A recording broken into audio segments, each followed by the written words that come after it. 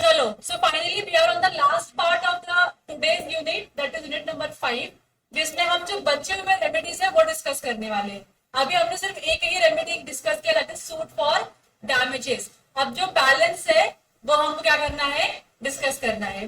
तो उसमें जो बाकी का था, सबसे पहले क्या था, रिसेशन ऑफ कॉन्ट्रैक्ट, मतलब कॉन्ट्रैक्ट क्या कर रहे हो, रिसाइन कर रहे हो, कॉन्ट्रैक्ट कैंसल कर रहे हो। So when a contract is broken by one party, other party may treat the contract as rescinded. In such a case, he is absolved of all his obligation. मतलब एक बार आपने contract क्या कर दिया, resign कर दिया, तो जो अदर पार्टी जिसने ब्रीच नहीं किया है वो अपने सारे रिस्पॉन्सिबिलिटीज, सारे ऑब्लिगेशन से क्या होता है, एब्सॉर्ब, मतलब फ्री हो जाता है, उसके ऊपर कोई ऑब्लिगेशन नहीं आते हैं under the contract and is entitled to compensation for any damages that he might have suffered. अगर आपको कुछ डैमेजेस हुआ रहेगा तो आप क्या कर सकते हो, उसको क्लेम कर सकते हो, कॉम्पेंसेशन मांग सकते हो। तो यहाँ पे एग्जांपल क्या दिया है, A promises to deliver B 50 bags of cement on a certain day. मतलब आप लोगों ने कहा, पता है, ए ने बी के साथ कॉन्ट्रैक्ट किया कि क्या देगा वो, 50 बैग्स ऑफ सीमेंट देने वाला है। And B agrees to pay the amount on the receipt of the goods. B ने क्या बोला, गुड्स मिल जाएगा, मैं आपको पैसे दे दूंगा, आप गुड्स दो, मैं आपको पैसे दूंगा। A failed to deliver the cement and B is discharge from his liability. अगर ए ने सीमेंट डिलीवर ही नहीं किया तो बी पैसे देगा क्या, या बी पैसे देने के लिए लाइबल है क्या, नहीं, वो क्या हो गया, डिस्चार्ज हो गया है अपनी लाइबिलिटी से। क्यों डिस्चार्ज हुआ, क्योंकि ए जो पार्टी थी उसने क्या किया है, ब्रीच ऑफ कॉन्ट्रैक्ट कमिट किया है। ये क्लियर हो गया। तो कॉन्ट्रैक्ट कैंसिल करो और जो भी आपका लॉस या डैमेज आपने सस्टेन किया है, सफर किया है, वो आप क्या करोगे, कॉम्पेंसेशन के फॉर्म में रिकवर कर लोगे। क्लियर हो गया ये। अब थर्ड पॉइंट है क्वांटम मेरू, ये इंपॉर्टेंट है। तो जनरली क्या होता है, से फॉर एग्जांपल कोई कॉन्ट्रैक्ट परफॉर्म हो रहा था एम्प्लॉयर और एम्प्लॉई के बीच में। देखो, एम्प्लॉयर और एम्प्लॉय के बीच में भी क्या होता है, कॉन्ट्रैक्ट होता है, contract of performance of service, कि आपको हम अपॉइंट कर रहे हैं XYZ सर्विसेज आपको करनी होंगी और उसके बदले में आपको क्या मिलेगा, कॉम्पेंसेशन मिलेगा। तो एक एम्प्लॉयर एक एम्प्लॉय को अपॉइंट किया था, काम करवाया उससे, और काम जैसे ही उसका खत्म हो गया तो उसने एम्प्लॉय को बोला, चल निकल तू इधर से, तेरी जरूरत नहीं है हमको, जा हमारा ऑफिस छोड़ के। और बड़ी बात तो ये है कि आप उसको भगा रहे हो, एक तो नोटिस नहीं दिया, दूसरा उसकी सैलरी भी नहीं दी जितना उसने काम किया था। अब जितना उसने काम किया है उतनी सैलरी तो डिमांड कर सकता है कि नहीं कर सकता है।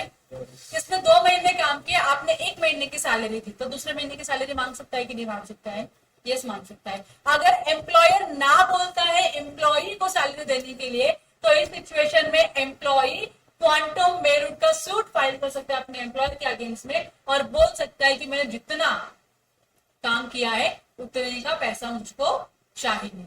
ये समझ में आ गया। इसी को हम बोलते हैं suit on quantum merit.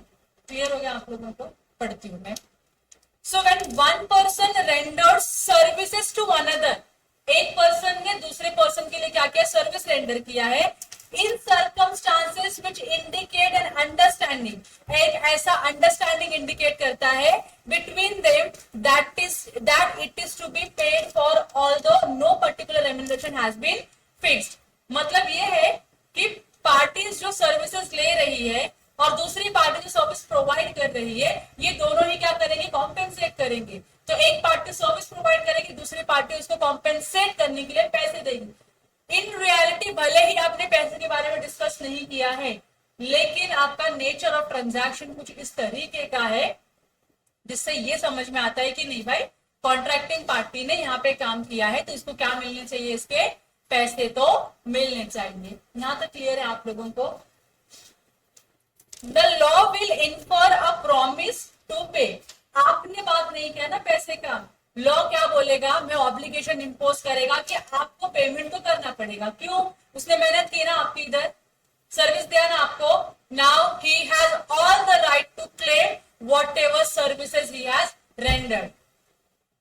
Compensation लेने का राइट है उस पर्सन के पास, उसी को हम क्या बोलते हैं, quantum Meru. That is as much as the party doing the service has deserved. जितना आप डिजर्व करते हो, जितना आपने काम किया, जितना आप डिजर्व करते हो, उतना तो आपको मिलना ही चाहिए। तो इसको सिंपल लैंग्वेज में हम बोलते हैं एज मच एज अर्न, जितना आपने कमाया है उतना तो आपको मिलना चाहिए। अगर मैंने किसी एम्प्लॉय, मैं एज एन एम्प्लॉय किसी कंपनी में जॉब करती हूँ और मुझे कंपनी आगे जाके निकाल देती है, तो मैंने 1 महीना 10 दिन काम किया, आप मुझको सिर्फ 1 महीने की सैलरी देके छुटकारा नहीं पा सकते हो। जो मैंने एडिशनल 10 डेज का काम किया है, मैं उसका भी सैलरी आपसे प्रपोर्शनेट बेसिस पे ले सकती हूँ, क्वांटम मेरिट की बेसिस पे। ये क्लियर हो गया? It covers a case where the party injured by the breach had at the time of breach done part but not all of the work which he is bound to do। मतलब वो क्या रहा है कि contract था, breach हुआ है, breach other party ने किया है, आपने पार्ट परफॉर्मेंस किया है, पार्ट वाला पेंडिंग है परफॉर्म करना, लेकिन ब्रीच हो गया तो आगे का पार्ट परफॉर्म करने की जरूरत नहीं है, लेकिन जितना परफॉर्म किया है उतने का पैसा तो मिलना जरूरी है। ठीक है, under a contract and seeks to be compensated for the value of the work done। तो यहाँ पे जो अदर पार्टी है, जो नॉन डिफॉल्टिंग पार्टी है, वो चाहती है कि मैंने जितना काम किया है मेरे को उतने का पैसा दो भैया, बाकी आपको जो करने का है करो। For the application of this doctrine, 2 conditions must be fulfilled। तो doctrine of quantum merit apply करने के लिए आपको 2 कंडीशन तो फुलफिल करना होगा। पहला क्या है, it is only available if the original contract has been discharged। Contract क्या हो चुका है, डिस्चार्ज हो चुका है। ओरिजिनल कॉन्ट्रैक्ट डिस्चार्ज हो गया मतलब आपने ब्रिज कमिट किया और कॉन्ट्रैक्ट क्या हुआ, वहां पे टूट गया है। And the claim must be brought by party not in default. जो पार्टी ने डिफॉल्ट नहीं किया है वो पार्टी क्लेम मांग रही है। तो एम्प्लॉयर और एम्प्लॉय के केस में एम्प्लॉयर ने एम्प्लॉय को निकाला है बिना किसी गलती के। अगर एम्प्लॉय की गलती थी, एम्प्लॉय को निकाला गया है और फिर एम्प्लॉय पैसे मांगते हैं तो उसको पैसे नहीं मिलेंगे। एम्प्लॉय की गलती नहीं थी, एम्प्लॉय ने पैसे मांगे, एम्प्लॉयर ने निकाल दिया उसको, तो जितना उसने काम किया उतने का पैसा वो डिजर्व करता है। ठीक है, तो आप जो पार्टी क्लेम मांग रही हो डिफॉल्टिंग पार्टी नहीं होनी चाहिए। और दूसरा, कॉन्ट्रैक्ट क्या हुआ है आपका, डिस्चार्ज हुआ है बाय नॉन परफॉर्मेंस। क्लियर हो गया ये 2 कंडीशन। ये 2 कंडीशन अगर आपने फुलफिल की है तो आपको क्वांटम मेरिट के बेसिस पे सूट फाइल करने का पूरा मौका दिया जाएगा। क्लियर हो गया? इसका ऑब्जेक्ट क्या है, क्यों लेकर आए ऐसा कॉन्सेप्ट, ताकि आपकी जिंदगी क्या हो जाए, तहस नहस हो जाए। ये कॉन्सेप्ट लाने का जिंदगी में तरीका यही था।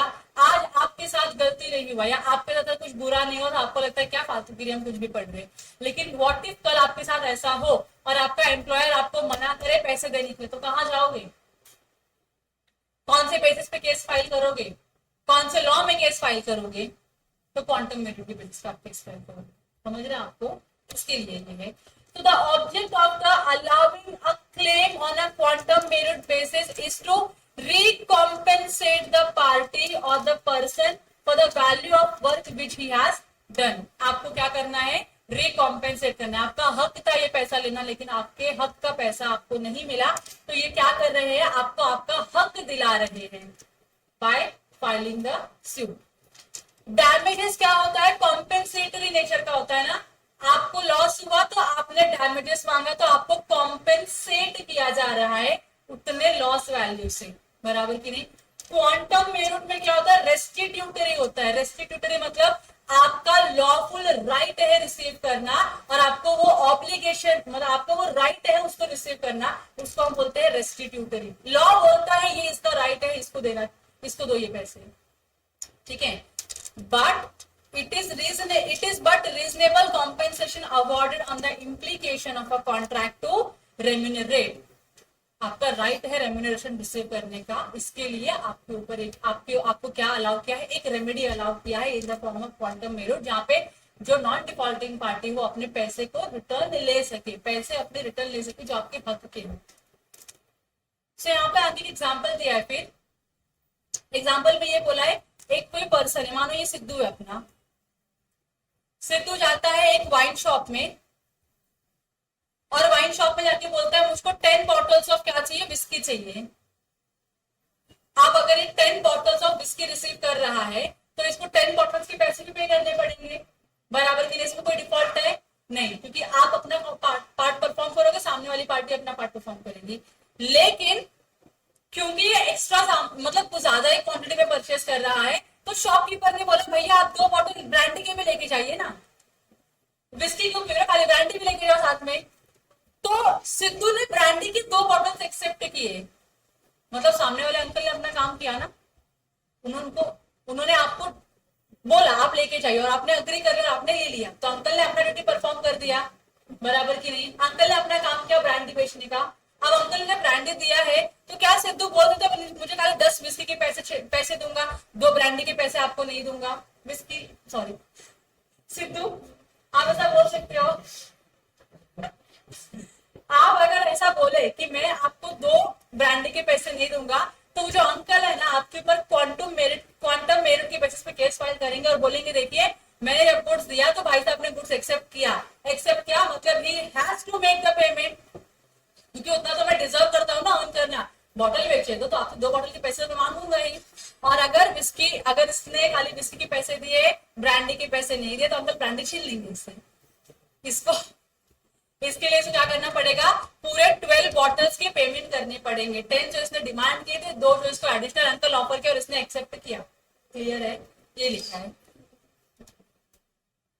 हाँ, where a person orders only 12 bottles of whiskey from a wine merchant but also receive 2 bottles of brandy, तो इसने 12 मंगाए थे प्लस 2 ब्रांडी और मिली है, and the purchaser accepts them, जो ब्रांडी का बॉटल मिला उसने एक्सेप्ट भी किया, the purchaser must pay a reasonable price for the gift होता तो मतलब आपने 10 बॉटल परचेस की, इसके लिए 11 फ्री आपको, तो कोई दिक्कत नहीं है। पेड है, अगर आप एक्सेप्ट करते तो you have to make the payment also for those 2 additional bottles. Clear हो गया? आप बता रहे अगर आपको क्वांटम मेरिट का क्लेम चाहिए ना, तो आपको ये कुछ क्या है सिचुएशंस है, इस सिचुएशंस में आप क्वांटम मेरिट का केस अप्लाई कर सकते हो। पहला क्या बोला इन्होंने, ऐसा अग्रीमेंट जो क्या हो चुका है आगे जाके वॉइड हो चुका है, या ऐसा कॉन्ट्रैक्ट जो क्या हो चुका है वॉइड हो चुका है। तो वॉइड अग्रीमेंट में या वॉइड कॉन्ट्रैक्ट में अगर आपको कोई बेनिफिट रिसीव हुआ है, आपने कुछ काम किया है, तो उसका बेनिफिट आपको आना चाहिए कि नहीं। बेनिफिट नहीं है तो आप क्या करोगे, केस फाइल करोगे, बेनिफिट रिसीव करोगे अपना। पहला पॉइंट क्लियर है।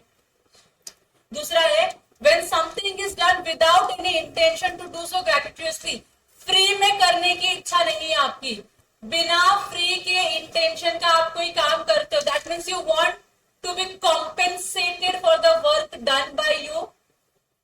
आपने किसी के लिए कुछ काम किया लेकिन आपका इंटेंशन नहीं था उस काम को फ्री में करने का, आप पैसे डिमांड करना चाहते हो और आपने उसी इंटेंशन से उस काम को किया है, तो क्या आप पैसे मांग सकते हो? अपने पैसे मांग सकते हो क्या? जो काम आपने किया जिसमें आपका इंटेंशन था कि काम मैं फ्री में नहीं करूंगा, जैसे वो एक सही है ना, कोई काम अगर आपको आता तो आप उसको फ्री में ना करो। तो क्या आपको कोई XYZ काम आता है, किसी ने आया बोला कि ये काम कर दो, तुमने बोला भाई नहीं मैं काम करेगा तो पैसा लेगा, फ्री में कुछ करेगा नहीं मैं, और आपने काम तो कर दिया लेकिन सामने वाला पर्सन आपको पैसे देने से इनकार कर रहा है, तो पैसे मांगोगे कि नहीं मांगोगे? मांगोगे। नहीं दिया तो क्या करोगे, क्वांटम मेरिट के ऊपर आप उसके ऊपर केस फाइल करोगे, मुझे मेरे पैसे नहीं दिया जा रहा। Third, where there is an express or implied contract to render services but there is no agreement as to remuneration।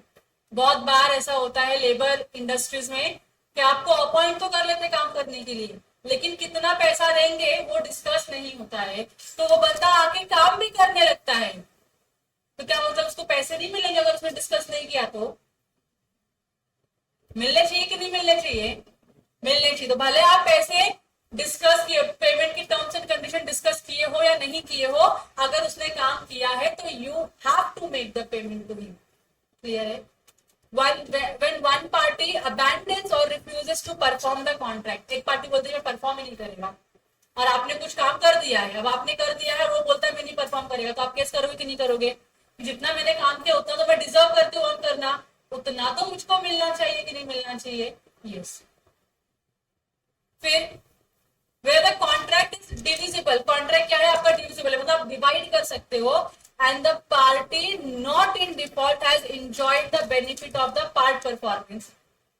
जो पार्टी कॉन्ट्रैक्ट में डिफॉल्ट नहीं करी है उस पार्टी ने कुछ बेनिफिट एंजॉय किया है, मतलब ये नॉन डिविजिबल कॉन्ट्रैक्ट जिसको आप डिवाइड नहीं कर सकते हो, उसका बेनिफिट क्या है, एक पार्टी को मिला है, तो क्या इस पार्टी ने जिसने बेनिफिट डिराइव किया उसको कॉम्पेंसेट करना पड़ेगा अदर पार्टी को जिससे भी बेनिफिट रिसीव हुआ है? यस, तो उसको कॉम्पेंसेट करना पड़ेगा on the basis of quantum merit. और लास्ट में है अगर सॉरी ये डिविजिबल कॉन्ट्रैक्ट की बात है, आप कॉन्ट्रैक्ट आप डिवाइड कर सकते हो। Where a contract is an indivisible contract, जहां पे आप डिवाइड नहीं कर सकते हो, और आपने एक लंप सम पेमेंट की बात कर ली है फॉर परफॉर्मिंग होल कॉन्ट्रैक्ट, कि भाई लंप सम दे दो मुझे 50 लाख रुपए, 50 लाख में आपको ये XYZ काम पूरा करके दे दूंगा। But badly the person who has performed the contract can claim the lump sum, but the other party can make the deduction for the bad work. Say for example, हमने अभी हमारी बिल्डिंग बन रही है, तो हमने कॉन्ट्रैक्ट दिया है मिस्टर महबूब भैया को,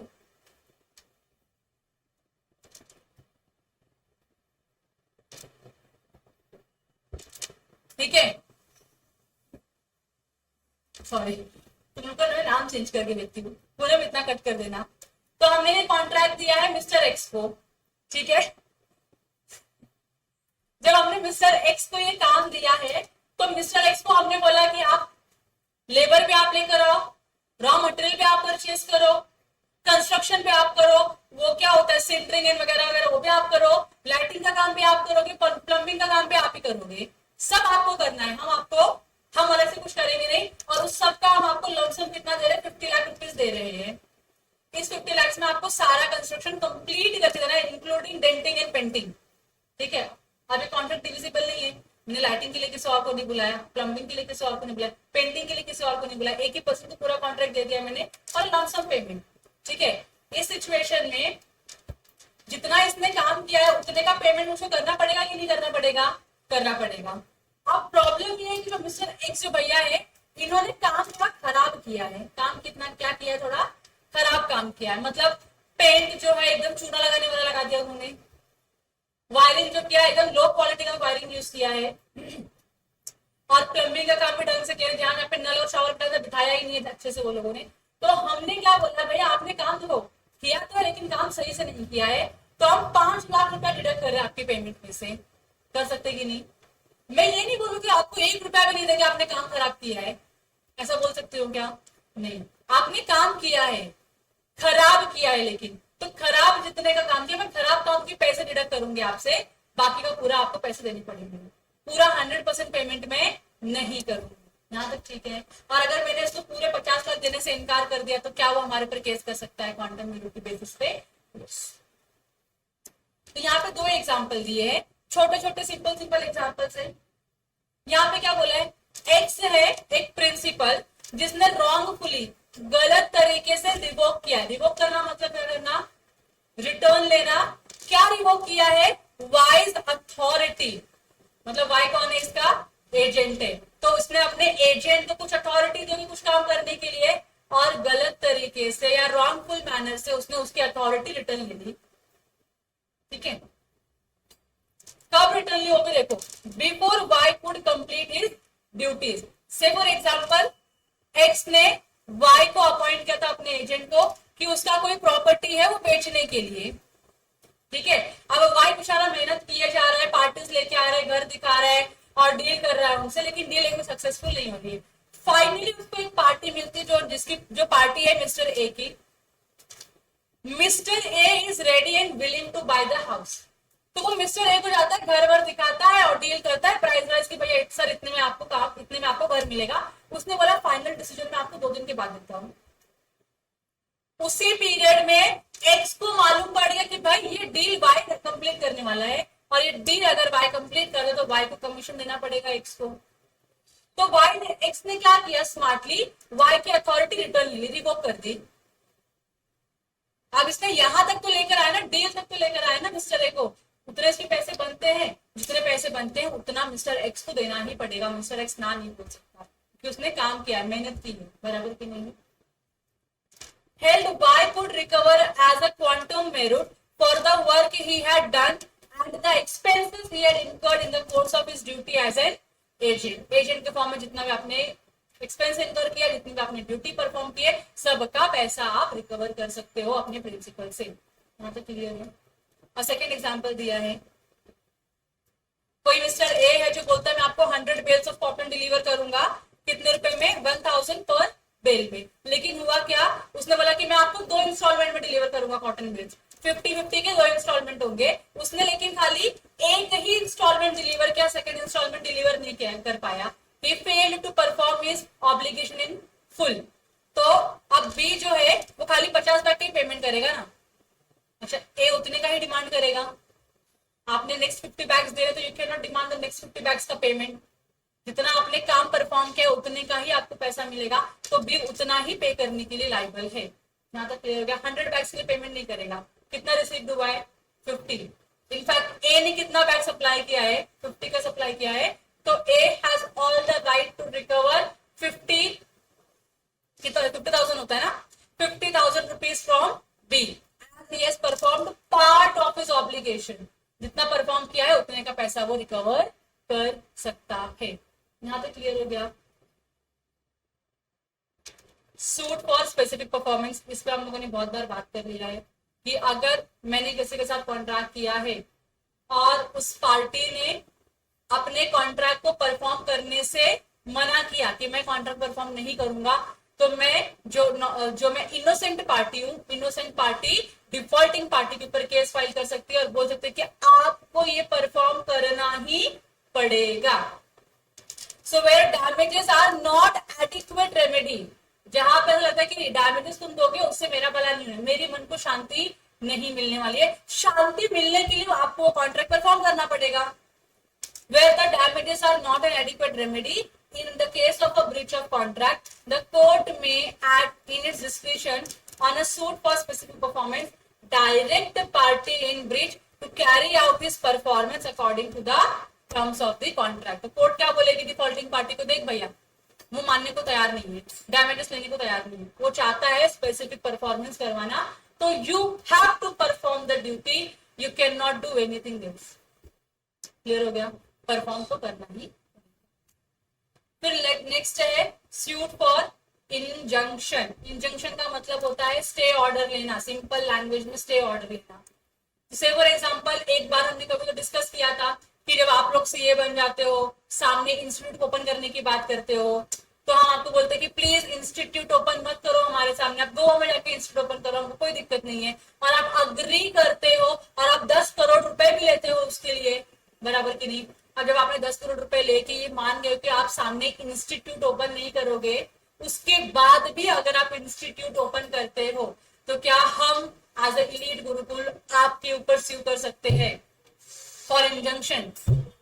बोल सकते ना कि भैया देखो सर, इन्होंने बोला था कि सामने क्लासेस ओपन नहीं करेंगे, 10 करोड़ का कॉम्पेंसेशन भी लिया है, फिर भी क्लासेस ओपन कर रहे हैं, आप इनके ऊपर क्या लगा दीजिए? स्टे ऑर्डर, कि जो इन्होंने नहीं करूंगा बोला था वो कर रहे हैं, वो करने से आप इनको रोकिए। समझ रहा है? जो आपको नहीं करने, जो आपने नहीं करने का वादा किया था, अगर आप वो अचानक से करने लगोगे तो हम कोर्ट में जाएंगे, स्टे ऑर्डर लेकर आएंगे, आपकी दीवार के ऊपर चिपकाएंगे कि स्टे ऑर्डर है, आप ये काम नहीं कर सकते हो। क्लियर हो गया? Where a party to a contract is negating the terms of a contract, the court may, by issuing injunction orders, restrain him from doing what he promised not to do. जो आप बोले थे कि आप नहीं करोगे, अगर आप वो काम करने लगते हो तो कोर्ट आपको क्या देगी? इंजंक्शन ऑर्डर इशू कर देगी। क्लियर हो गया? अब इसके दो एग्जांपल लिखिए, बहुत सिंपल सिंपल। एन एक मूवी स्टार है जिसने एक कॉन्ट्रैक्ट साइन किया हुआ है कि एक्सक्लूसिवली वो एक प्रोड्यूसर के साथ ही काम करेगी फॉर 1 पर्टिकुलर ईयर। तो से फॉर एग्जांपल दीपिका पादुकोण है, उसने संजय लीला भंसाली के साथ एक कॉन्ट्रैक्ट साइन किया है, जहां पे ये इन दोनों के बीच में कॉन्ट्रैक्ट ऐसा हुआ है कि अगले 3 साल तक दीपिका पादुकोण सिर्फ और सिर्फ संजय लीला भंसाली के साथ ही क्या करेगी? पिक्चर्स प्रोड्यूस करेगी, पिक्चर्स बनाएगी, बराबर की नहीं। अब ये कॉन्ट्रैक्ट 3 साल के लिए वैलिड है कि नहीं है? वैलिड कॉन्ट्रैक्ट है। फिर भी दीपिका पादुकोण जाती है किसी दूसरे प्रोडक्शन हाउस के पास और उनके साथ भी क्या करती है? मूवी करती है। क्या दीपिका ने ब्रीच ऑफ कॉन्ट्रैक्ट किया है? यस। क्या संजय लीला भंसाली कोर्ट के पास जाके कॉन्ट्रैक्ट की कॉपी दिखा के दीपिका के अगेंस्ट में इंजंक्शन ऑर्डर लेके आ सकते हैं, स्टे ऑर्डर लेके आ सकते हैं, और उसको बोल सकते हैं कि देख वार्निंग दे रहा हूं, दोबारा करना नहीं, ऐसा बोल सकते कि नहीं बोल सकते? So during the year she contracted to act for some other producer, hence she could be restrained by an injunction. Clear हो गया ये वाला? सेकेंड एग्जाम्पल, एक सिंगर है, वो अग्री करती है बी के साथ कि थिएटर में 2 महीने तक परफॉर्मेंस करेगी। कब कब? on a condition that during that period he would not perform anywhere.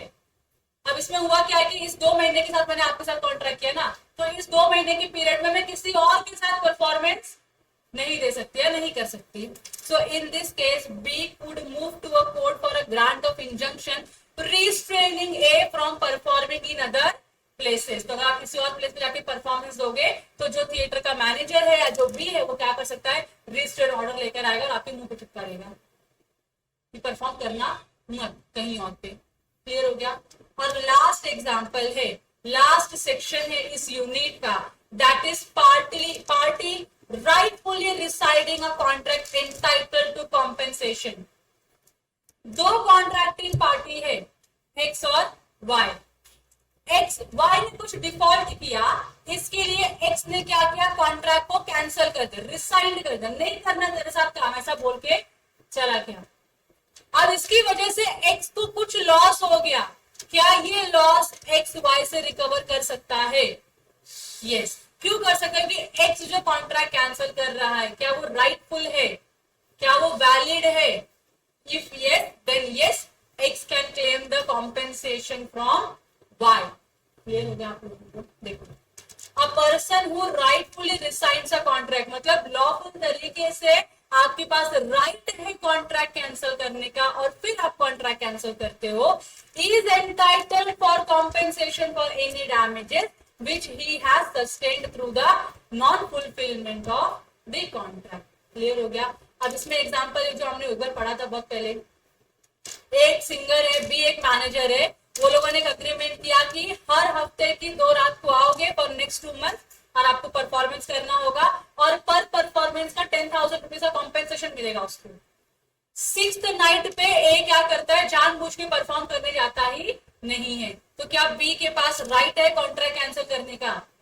Yes. B ने क्या किया, कॉन्ट्रैक्ट को कैंसिल कर दिया. अब जब बी ने कॉन्ट्रैक्ट कैंसिल किया तो क्या जो भी उसको लॉस सस्टेन हुआ है by the cancellation of this contract, क्या वो ए से रिकवर कर सकता है? yes.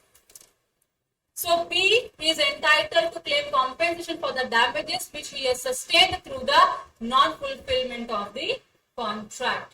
हाँ, तो क्लियर हो गया आपको. तो ये थे कुछ रेमेडीज जो अपने लॉ में अपने लॉ में कॉन्ट्रैक्ट का ब्रिज करने पे दिया गया है. तो कुछ रेमेडीज है जो आपको अच्छे से याद रखनी है, बहुत ज्यादा नहीं है, इतना ही है. यहाँ पे क्या होता है, हमारा यूनिट नंबर 5 खत्म होता है. एक बार खाली क्विकली मेरे लिए फटाक से रिवाइज कर लेते हैं कि हमने आज के लेक्चर में क्या क्या पढ़ा. तो we started with the breach of contract. Breach of contract 2 तरीके का हो सकता है, एक एक्चुअल हो सकता है और एक एंटिसिपेटरी हो सकता है. What is actual breach of contract? On the date of performance of the contract you have the promisor has refused to perform the contract. बराबर कि नहीं? या enabled himself to perform the contract. What is anticipatory breach of contract? Before the due date of performance the party has refused to perform the contract. जब anticipatory breach होता है तो आपके इसमें 2 इफेक्ट होते हैं. पहला इफेक्ट क्या होता है, इमीडिएटली कॉन्ट्रैक्ट कैंसिल कर दो. बराबर. दूसरा क्या कर सकते हो, आप वेट कर सकते हो ड्यू डेट आने का. ड्यू डेट आने के बाद आप क्या करोगे, कॉन्ट्रैक्ट को कैंसिल करोगे. ऐसा आप क्यों करते हो? ताकि इस कॉन्ट्रैक्ट का बेनिफिट हम दोनों पार्टी को मिल सके. क्या बेनिफिट? पहला तो किसी को भी जाना ना पड़े कोर्ट कचहरी में. बराबर की नहीं? फिर क्या है, क्या कर सके हम लोग, तो अगर कोई सब्सिक्वेंट इम्पॉसिबिलिटी अराइज होती है तो उसका क्या ले सके, एडवांटेज ले सके. और शायद से वो पर्सन रिकंसिडर करे, फिर सोच ले और बोले नहीं परफॉर्म कर ही लेते, तो हाँ कि ना. बस इसी के लिए आप क्या करते हो, कॉन्ट्रैक्ट को इमीडिएटली कैंसिल नहीं करते हो. फिर उसके बाद हमने क्या पढ़ा था, रेमेडीज पढ़े थे. सारे रेमेडीज में सबसे पहला रेमेडी क्या था, सूट फॉर डैमेजेस. डैमेजेस क्या होता है, क्लेम फॉर द कॉम्पेंसेशन. अब जब सूट फॉर डैमेजेस बोलते हैं तो डैमेजेस बहुत टाइप के होते हैं. तो पहला कौन सा है, ordinary damages, normal damages. Contract का ब्रीच हुआ, आपको ये डैमेज हुआ, ये लॉस हुआ, आपको इतना मिल जाएगा. इनडायरेक्ट और रिमोट लॉस के लिए आपको कोई डैमेजेस या कॉम्पेंसेशन नहीं मिलेगा. क्लियर हो गया. सेकंड क्या था, स्पेशल डैमेजेस. किसको मिलेगा या कब मिलेगा, जब आपने नोटिस दिया रहेगा किसी स्पेशल सर्कमस्टांसेस का कि भाई ऐसा सिचुएशन हो सकता है अगर आपने कॉन्ट्रैक्ट टाइम पे परफॉर्म नहीं किया तो, और हुआ तो आपको लॉस ऑफ प्रॉफिट भी हमको देना पड़ेगा. तो आप स्पेशल डैमेजेस रिकवर कर सकते हो, अदरवाइज नहीं. तीसरा क्या पढ़ा हमने, विंडिक्टिव और एग्जेम्पलरी डैमेजेस दो ही केस में एप्लीकेबल हो, breach of contract of marriage और दूसरा क्या है रॉन्गफुल डिसऑनर ऑफ चेक। फिर उसके बाद हमने क्या पढ़ा था, नॉमिनल डैमेजेस में क्या होता है, एक्चुअल में ब्रीच ऑफ कॉन्ट्रैक्ट है लेकिन एक्चुअल में कोई लॉस हुआ है क्या, पार्टी को लॉस नहीं हुआ है, लेकिन उसका राइट है केस फाइल करके डैमेजेस रिसीव करना या कोर्ट में जाना हो और कुछ तो अवार्ड लेके आना या रिवॉर्ड लेके आना। तो उस सिनेरियो में क्या होता है, केस फाइल करता है, राइट टू डिक्री का कोर्ट क्या करती है, स्टैब्लिश करती है, मेंटेन करना चाहते हैं कि हाँ हम जस्टिस प्रोवाइड करते हैं। इसके लिए आपको 1 रुपए से 10% तक का क्या मिलेगा, डैमेजेस की फॉर्म में कॉम्पेंसेशन मिल सकता है। और उसके बाद हमने क्या पढ़ा था लास्ट में, और प्रीफिक्स डैमेजेस ना, नहीं क्या था, हाँ डिटोरिएशन, ये रह गया था, damages caused by damages deterioration caused by the delay. अगर आपको लॉस होता है डिटोरिएशन होने से, गुड्स डैमेज होने से और वो डिले होने से, तो आप क्या कर सकते हो, कॉम्पेंसेशन ले सकते हो, किससे, कैरियर से। कौन कौन से कॉम्पेंसेशन, नॉर्मल जो आपका ऑर्डिनरी डैमेजेस वो तो क्लेम कर ही पाओगे, दूसरा क्या कर सकते हो आप, क्या लॉस ऑफ प्रॉफिट, क्योंकि आपकी बिजनेस करने की जो अपॉर्चुनिटी थी आपकी लूज हो चुकी है, प्रॉफिट लूज हो चुका है, आप वो भी क्या कर सकते हो, रिकवर कर सकते हो। और फिर लास्ट में आता है प्रीफिक्स डैमेजेस, दो होते हैं जो क्या है, पेनल्टी और लिक्विडेट डेट। पेनल्टी क्या होती है, अनरीजनेबल एस्टिमेशन ऑफ डैमेजेस, और दूसरा क्या है, reasonable estimation of the amount which can cause due to the breach of contract. ये क्लियर हो गया आपका। फिर ये सारा damages, suit for damages cover हो गया। सेकंड क्या था अपना, रिसेशन ऑफ कॉन्ट्रैक्ट, आप कॉन्ट्रैक्ट कैंसिल कर सकते हो, कैंसिल करने के बाद कुछ भी आपको नुकसान हुआ आप उसका लॉस रिकवर कर सकते हो। तीसरा क्या पढ़ा आप लोगों ने,